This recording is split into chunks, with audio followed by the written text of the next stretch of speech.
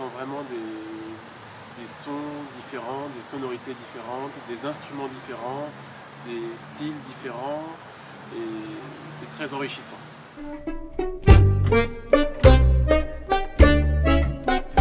Il y a plusieurs choses que je respecte beaucoup dans cette compagnie. La première, c'est la dimension culturelle que Yael apporte à tous ses projets.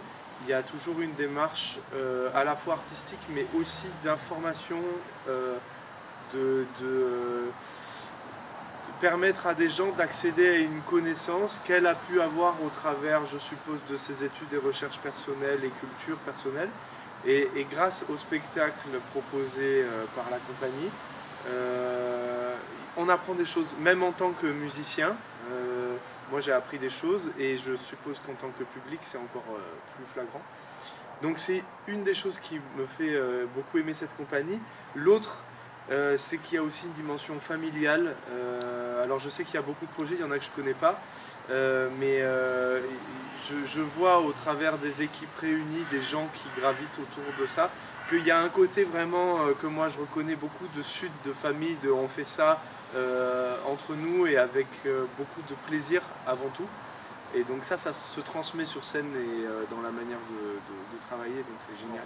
Ce qui me plaît dans ce travail, c'est l'originalité, le fait de reprendre des chansons et un répertoire qui a été oublié totalement. Ma découverte, c'était un spectacle vivant, c'est-à-dire faire en même temps de la musique live et du théâtre. C'était une première expérience pour moi et j'ai bien aimé.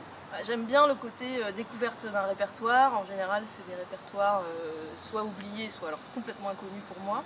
Je ne sais pas si c'est le cas pour tout le monde, mais en tout cas, c'est des répertoires assez confidentiels. En tout cas, pour ce qui concerne l'Ibam Sika, que j'ai fait avec Yael. Et donc c'est toute une découverte en fait, c'est à la fois une artiste, mais en plus tout le contexte historico-culturel et puis aussi les artistes qui l'entourent. Et donc ouais, je trouve ça assez passionnant. Et ce qui est bien et ce qui est intéressant, c'est vraiment le rapport à l'exil. C'est faire un pont entre toutes les cultures et pouvoir se rassembler autour de la musique. Et c'est ça qui me plaît. C'est l'approche un peu universitaire, recherche. J'aime bien ce côté-là, vraiment documenté. On apprend des choses à son contact. La compagnie Transmosaïque m'a amené dans un projet qui est complètement différent de ma culture d'origine et de ce que je faisais avant. Et je me suis engagé dans ce projet que j'ai trouvé pas très facile pour moi au début et pour ne pas rester dans ma zone de confort et découvrir plus de choses, m'ouvrir plus à la musique. La découverte de genres que je ne connaissais pas forcément. Je ne connaissais pas du tout en fait la musique orientale. J'en avais très peu écouté. J'aime beaucoup la jouer également. Et j'aime aussi beaucoup le message que ça transmet.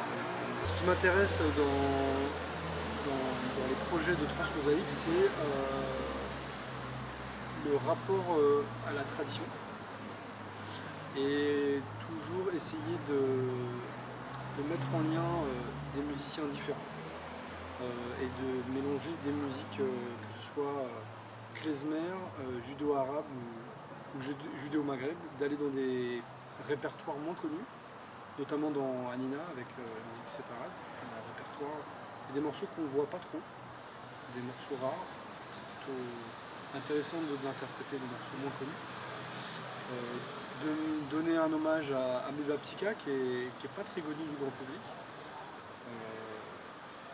Et pour ma part, c'est toujours le défi d'essayer de nouveaux répertoires avec des nouveaux musiciens. Donc toujours en compagnie d'Yann Marceau. C'était un répertoire que je ne connaissais pas du tout au départ, voilà, que j'ai appris à découvrir. Une culture à part, une culture en soi, avec ses personnages, avec son répertoire, son histoire. Voilà, ça m'a intéressé de me fondre dans cet univers-là, cette culture-là. C'est toute la recherche sur les textes oubliés, sur voilà, des choses écrites qui transmet le message de tout ce qui est le Maghreb, mais pas que, mais plus que ça, et qui permet de montrer au public chant oublié et remis au goût du jour. Déjà, j'aime bien les gens qui sont dans le... C'est important. C'est aussi de la découverte pour moi. Hein. Ce tour d'horizon un peu assez large, mine de rien, hein, puisqu'on balaie le nord de l'Afrique, la Méditerranée. Voilà, c'est ce balayage qui est intéressant.